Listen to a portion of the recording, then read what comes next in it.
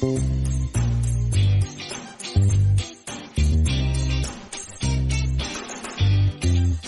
महाकाल।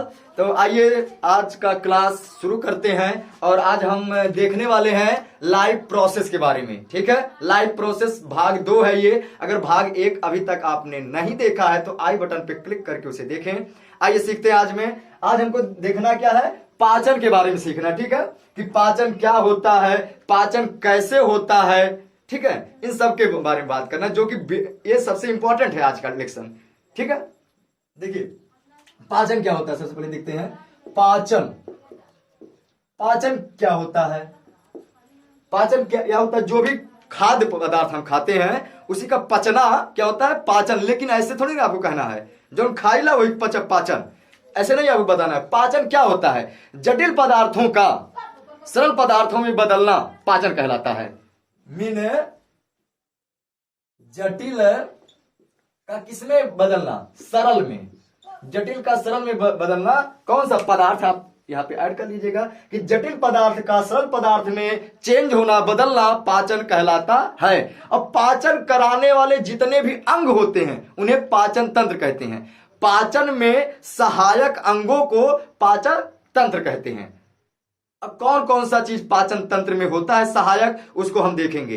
अंग आपने जाना, जो जो अंग होगा सहायक, जैसे मुख से खाना खाते हैं, फिर अंदर कैसे कैसे आता है, उसमें उसको आने के लिए, ले जाने के लिए कितने कितने अंग का रोल है, इस सबको क्या बोलते हैं, पाचन तंत्र बोलते हैं। ठीक है, तो आपको डायग्राम के द्वारा यहाँ पे शो हो रहा है। देखिए यहाँ पे स्क्रीन पे एक चित्र है पाचन तंत्र का। ठीक है ना, पाचन तंत्र का चित्र है। इसमें आप देखिए कि इसमें मुख्य रूप से अंग कितने हैं, अंग कितने, सबसे पहले मतलब अंग कितने हैं, तो आपको दिख रहा होगा कौन कौन सा अंग है। सबसे पहले क्या दिख रहा है, मुख गुहा। क्या दिख रहा है, मुख गुहा, मतलब मुख द्वार। क्या दिख रहा है, मुख द्वार, माउथ दिख रहा है। ठीक है, उसके बाद क्या है, ग्रास नली। क्या है, ग्रास नली, राइट। उसके बाद क्या है, अमाशय, अमाशय दिख रहा है। ठीक है, अमाशय के बाद आपने उसमें देखा होगा, क्या देखा है, छोटी आंत है, और उसके बाद क्या है, बड़ी आंत है, बड़ी आंत। ठीक है, छोटी आंत, बड़ी आंत। एक बात और करते हैं, एक होता है गुदा। अब क्या होता है, ये बाहर निकालने का क्रिया है, उत्सर्जन में काम आता है। ठीक है, गुदा। ठीक है, इंग्लिश बोलते हैं एनस, गुदा होता है। ठीक है, अब देखिए, अब हमको सीखना है कि देखिए इसमें मुख्य अंग क्या है, मुख गुहा है, फिर क्या है, ग्रास नली है, फिर क्या है, अमाशय है, फिर क्या है, छोटी आंत, बड़ी आंत, गुदा। ठीक है, ये मुख्य रूप से सहायक अंग हैं। इन्हीं को कंप्लीट रूप से एक साथ कंबाइन करके बोलते हैं पाचन तंत्र बोलते हैं। ठीक है, अब हम अलग अलग से डिस्कस करेंगे कि मुख गुहा में भोजन का क्या होता है, फिर वो कैसे ग्रास नली में आती है, फिर कैसे अमाशय में आती है, फिर कैसे आती है छोटी आंत में, क्या होता है उसके साथ छोटी आंत में, फिर बड़ी आंत में क्या होता है, और बाद में देखेंगे कि एनस का रोल क्या होता है उसमें। ठीक है, तो देखिए, तो चित्र से आपको दिख ही रहा होगा कि सबसे पहले भोजन कहाँ आता है। आप सिस्टम से केवल बात करिए, आता कहां, सबसे पहले मुख गुहा में, उसके बाद ग्रास नली में, उसके बाद अमाशय में, उसके बाद छोटी आंत में, उसके बाद बड़ी आंत में। अब इसको अलग अलग से आपको सीखना है कि मुख गुहा क्या होता है, उसमें क्या होता है भोजन को। देखिए, अब हम बात करते हैं मुख गुहा के बारे में, अंगों के बारे में अभी हमने आपको बताया है। अब हम बात करते हैं मुख गुहा, एक एक अंगों के बारे में अध्ययन होगा यहाँ पर। ठीक है, मुख गुहा, माउथ बोलते हैं इसे इंग्लिश में। इसके 3 पार्ट होते हैं, मुख गुहा के 3 पार्ट होते हैं। कौन सा, एक होता है जिह्वा, एक होती है लार ग्रंथि, एक होता है दांत। ठीक है, आप सभी जानते हो कि हमारे मुख में क्या होता है, 3 चीज होते हैं। कौन कौन से, एक तो जीभ है, जीवा जिसे बोलते हैं, और एक क्या होता है, दांत होता है, और एक क्या होता है, लार ग्रंथि, जो लार बनती है आपके अंदर। ठीक है, इन सबका रोल क्या है, देखिए बात करते हैं कि जिह्वा का क्या काम है। ये स्वाद होती है, लेती है, ये क्या कहती है, स्वाद देती है हमें। जो हमारी जीभ है इसके अंदर क्या होता है, स्वाद कलियां होती है, इसके अंदर क्या होता है, स्वाद कलियां, जो स्वाद देता है। तो इसका काम क्या होगा, जीभ का, स्वाद लेना। क्या होता है, स्वाद को लेना, अनुभव करना स्वाद का। अब देखिए, जो जीभ के अग्रभाग है, यहां से किसका होता है पता? मीठा का पता होता है। आप जब कोई चीज खाते हो मीठा, तो उसका स्वाद क्या आपको पता कैसे चलता है? जीभ के अग्रभाग से, ठीक है। और जीभ के सबसे पिछले वाले भाग से आपको कड़वा का होता है, पता चलता है, कड़वा चीज जब आप खाते हैं, ठीक है। और साइड साइड से जो होता है, जीभ के साइड साइड वाले भाग से आपको तीखे का पता होता है, ठीक है। इतना सा बस है आपसे, हालांकि ये सब नहीं जाता है पूछा, इतना केवल पूछा जाता है जो जीभ होती है उसका मेन काम क्या है? तो स्वाद का अनुभव कराना। क्या मेन काम है? स्वाद का अनुभव कराना, भोजन को लार में मिलाना। जो आपने अभी रोटी वगैरह जो भी खाया है उसमें लार को मिलाना और उसे चिपचिपा बनाना, मतलब गीला बनाना, ताकि वो अंदर चली जाए आसानी से, ठीक है। आगे देखते हैं, बात करते हैं कि लार ग्रंथियां कितनी होती है हमारे अंदर। लार ग्रंथियां कितनी होती है? 3 होती है। लार ग्रंथियां होती कितनी है? 3 टाइप्स की होती है, 3 प्रकार की होती हैं। अब देखिए कौन कौन सा है। पहला है लाइसोजाइम। कौन सी ग्रंथि? लाइसोजाइम। फिर क्या है? टाइलिन और डाइस्टेज। और एक क्या है? म्यूकस, ठीक है। ये 3 प्रकार की है, ठीक है ना। देखिए बात क्या समझते हैं। अब लाइसोजाइम जो एंजाइम होता है हमारे अंदर लार में, अब देखिए लार की बात करते हैं कि एक इंसान के अंदर प्रतिदिन, मतलब हर दिन 1.5 लीटर लार बनता है। 1.5 लीटर लार इन 1 डे। ये लगभग की बात है कि एक इंसान के अंदर 1.5 लीटर लार बनता है हर दिन, ठीक है। तभी आप देखते होंगे कि बचपन में कुछ लड़के ऐसे होते हैं कि उनमें इतना लार बनता है कि हमेशा ऐसे सुथनी होती लगी यहीं पर, लार को रोकने के लिए होता है ना, आपने देखा होगा, उनमें लार अधिक बनता है। और कुछ लोग ऐसे भी हैं कि जब सो के उठते हैं तो इधर भी लार लगा होता है, इधर भी होता है लार लगा ना। तो ये सब क्या है? ये 1.5 लीटर लार जो हमारे अंदर बनता है, ये पाचन में सहायक होता है। उसके अंदर एंजाइम्स होते हैं। कौन कौन से? पहला के नाम क्या है? Lysozyme enzyme. ये क्या करता है? जीवाणुनाशक, जीवाणुओं को मार देता है। जैसे अब आप मानिए आपने खाना खाया, और कुछ लोग ऐसे भी होते हैं जब खाना खाने जाते हैं तो वो क्या करते हैं? हाथ भी नहीं धोते। तो हाथ जब नहीं धोते तो जो हाथों में होता है वायरस बैक्टीरिया, वो सीधा उसके जीभ में चला जाता है, मतलब मुख में चला जाता है। लेकिन मुख में ईश्वर ने इतना अच्छा चीज दिया है। कौन सा चीज? लाइसोजाइम, जो तुरंत जो होते हैं जीवाणु उसको मार के खत्म कर देता है, ठीक है। अब बात करते हैं टाइलिन और डाइस्टेज का। टाइलिन और डाइस्टेज क्या होता है? ये मंड का पाचन करता है, मंड का पाचन करता है। अब क्या होता है मंड बोले तो चोकर आप जानते हैं? चोकर तो नाम होगा सुना आपने, चोकर। मंड क्या होता है? चोकर मतलब जो भी खाद्य पदार्थ है उसके ऊपर का जो पार्ट होता है उसे बोलते हैं चोकर। जैसे आटा आप खाते हैं, आटा जब चालते हैं जो चलनी से, तो जो उसमें है निकलता, क्या निकलता है उसमें? भूसी जिसे बोलते हैं, वो क्या है? चोकर है एक, ठीक है। तो चोकर का पाचन होता कहाँ है? अर्थात स्टार्च मंड का कहां पे होता है पाचन?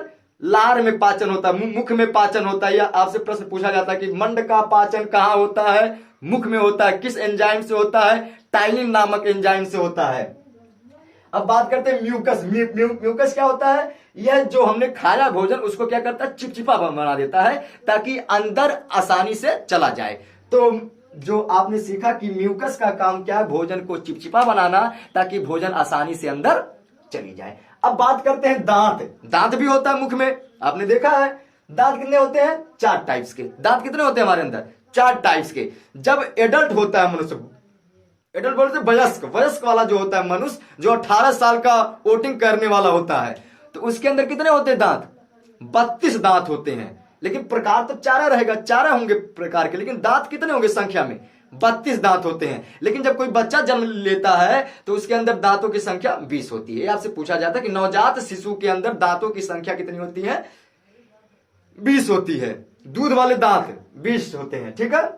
अब नवजात मतलब पैदा हुआ जुड़ता थोड़ी हो जाएगा उसके अंदर दांत, तो कंफ्यूज नहीं होना आपको यहाँ पर कि बोलेगा कि पैदा हुआ तब के दांत है, तो कहोगे अरे क्या सिखाया गया था। तो कितने होते हैं दांत? 4 टाइप्स के होते हैं दांत। और नाम क्या है? पहला नाम है रदनक, फिर देखिए उसके बाद कृंतक, चरणक, अग्रचरणक, ठीक है। ये 4 टाइप्स के होते हैं। अच्छा, अब दांतों का काम क्या होगा भोजन में पचाने के लिए? कूचना, पीसना, चीरना, फाड़ना, ये कौन करते हैं भोजन को? दांत ही तो करते हैं, ठीक है। दांत हो गया, ठीक है ना। इतना आपको आया समझ में? आगे देखिए, अब बात करते हैं कि मुख गुहा के बाद का भोजन कहाँ जाता है? कहाँ जाता है? ग्रास नली में। सेकंड अंग जो अभी आपने दिखाया था अंगों के बारे में, कहा जाता है ग्रास नली में। अब यहां पर क्या होता होगा? ग्रास नली, यहां पे पाचन नहीं होता। सबसे पहली बात जानिए, यहां पे पाचन नहीं होता है। तो लिखिए सीधा सा, पाचन क्रॉस कर दिया, पाचन नहीं होता, यहां पाचन नहीं होता। अच्छा, कितनी लंबी होती होगी? तो ये 23 से 27 सेंटीमीटर लंबी होती है। 23 से 27 सेंटीमीटर लंबी होती है। पाचन यहां पर नहीं होता है, पाचन नहीं होता। लेकिन ये क्या करता है? भोजन को अमाशय तक भेजता है। अब पाचन तो नहीं करेगा, पाचन तो होगा ही नहीं यहां पर, तो क्या करेगा कि इसके थर्ड पार्ट में, मतलब इसके नीचे वाला जो पार्ट है, भोजन को वहां तक ये भेज देता है। किस विधि से? क्रमाकुंचन विधि से। किस विधि से भेजता है? क्रमाकुंचन विधि से।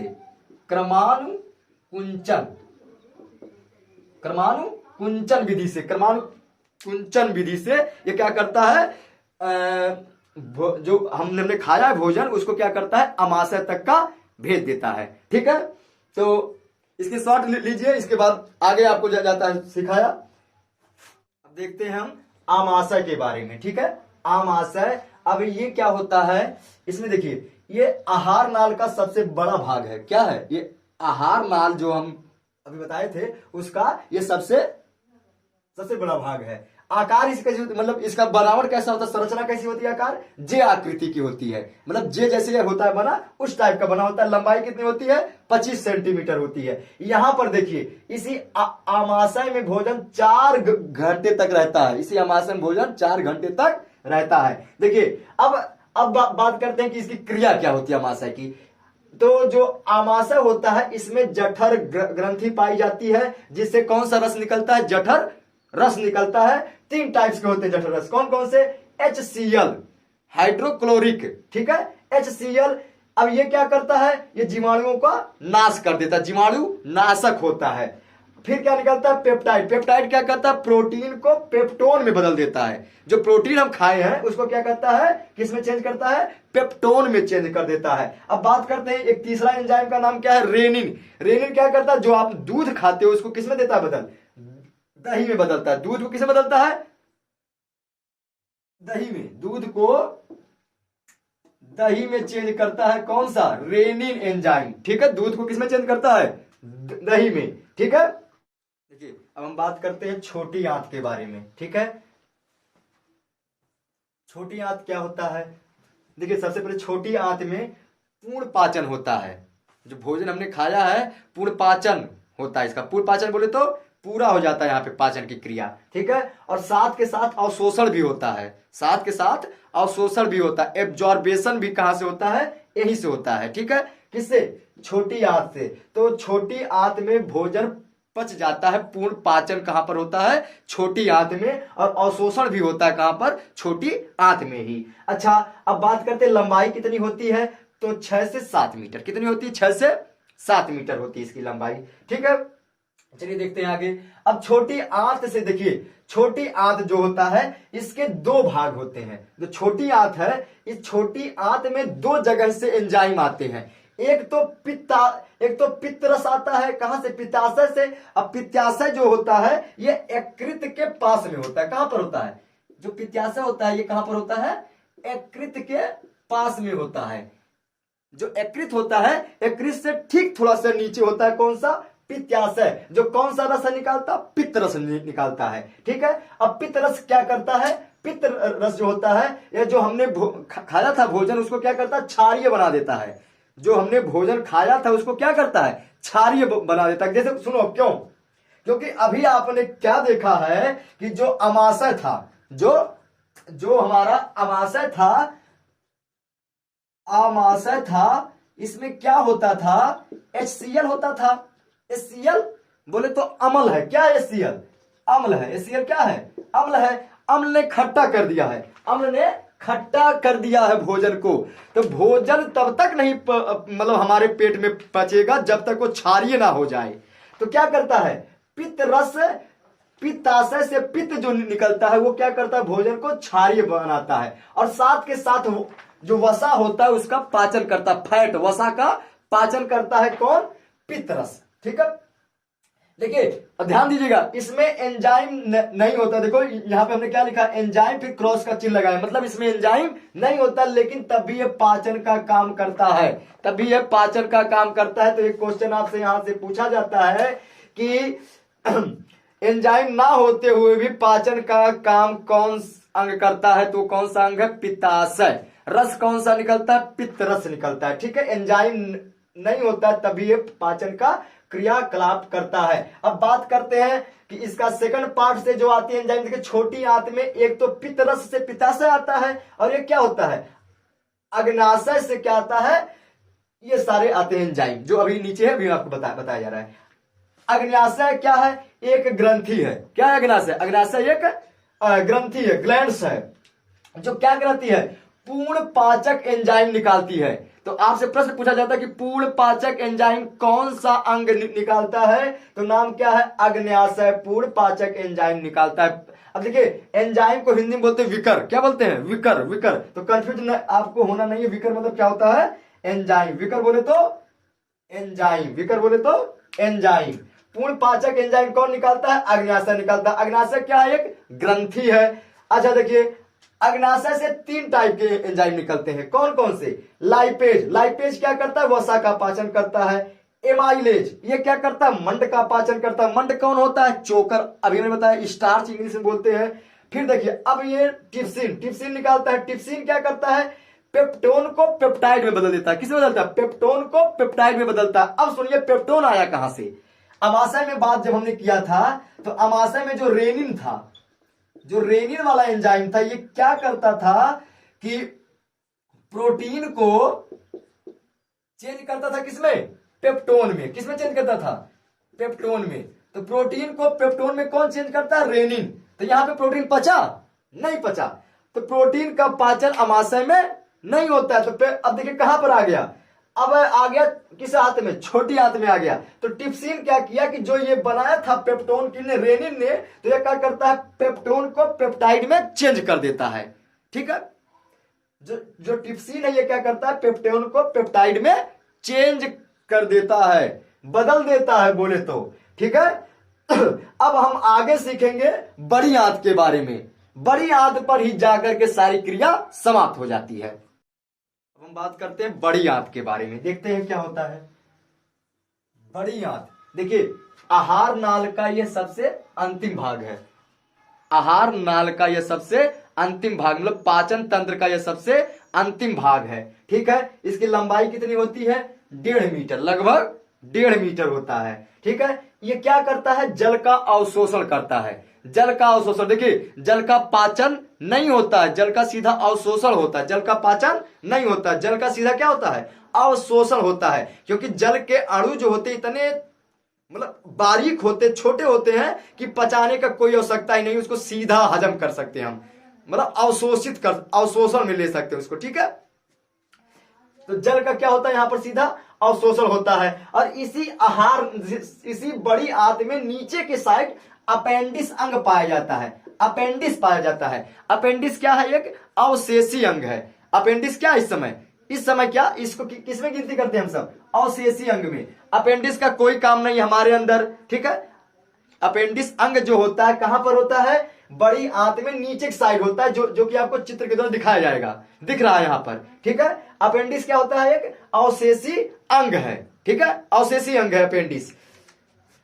अवशेषी अंग का मतलब है इस हमारा जो मतलब जो शरीर है, इसमें इसका कोई भी रोल नहीं है, कोई भी क्रियाकलाप नहीं है।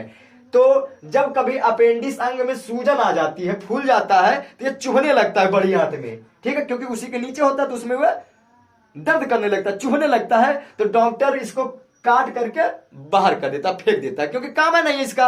अपेंडिस का काम हम लोगों में नहीं होता है। अपेंडिस का काम पहले होता था, जब हमारे पूर्वज, मतलब आज से 10 हजारों साल पहले, लाखों साल पहले जो लोग थे, वो सब घास फूस खाते थे, घास खाते थे। तो घास का पाचन कहां होता था, अपेंडिस में होता था। इस समय तो हम सब नहीं खाते ये सब घास फूस, अब हम सब तले भुने चीज खाते हैं, तो अपेंडिस का काम नहीं लेते हम सब। तो अपेंडिस धीरे धीरे धीरे धीरे लैमार्क जिस जो बताए थे उनके अनुसार क्या हो गया, छोटा हो गया। अगर आपको इस इसके बारे में है सीखना तो आई बटन पे क्लिक करके उसे देख सकते हैं कि अवशेषी अंग क्या होता है, अवशेषी अंग कैसे छोटे हो गए, कैसे खत्म हो गए, क्यों क्रियाकलाप नहीं करते हैं हमारे अंदर, ये सारा चीज आप समझ सकते हैं आई बटन पे क्लिक करके। ठीक है, हम देखते हैं अपेंडिक्स के बाद इसमें क्या होता है। अपेंडिक्स होता है जो कि अवशेषी अंग है हमारे अंदर का। अब देखिए यहां पे भोजन पूरा अवशेषी भी हो गया, खत्म भी हो गया। आहार नाल का सबसे अंतिम भाग है, किसका अवशोषण होता है, जल का। सीधा बड़ी आंत में केवल जल का अवशोषण होता है। ध्यान दीजिएगा, पूर्ण पाचन हुआ कहां था, छोटी आंत में, वहीं पर खत्म हो गया था पूर्ण पाचन होकर के। ये क्या है, यहां पर जल का अवशोषण होता है। अब जल का अवशोषण हो गया तो अब देखिए लास्ट में आपको क्या जानना है कि अब देखिए जो हमने अवशोषित कर लिया, हमने भोजन खाया, उसको पचा लिया, जल पिया, उसको अवशोषित कर लिया। अब लेकिन जो वेस्ट मटेरियल है, अपच्य भोजन है, जिसे बोलते हैं काइल या लैट्रिन, उसे क्या बोलते हैं, काइल या फिर लैट्रिन बोलते हैं। तो काइल के रूप में उसको कहां भेज देते हैं, मलाशय में भेज देता है। मलाशय क्या करता है, मल द्वार से बाहर कर देता है। मल द्वार बोले तो एनस से बाहर कर देता है। ठीक है।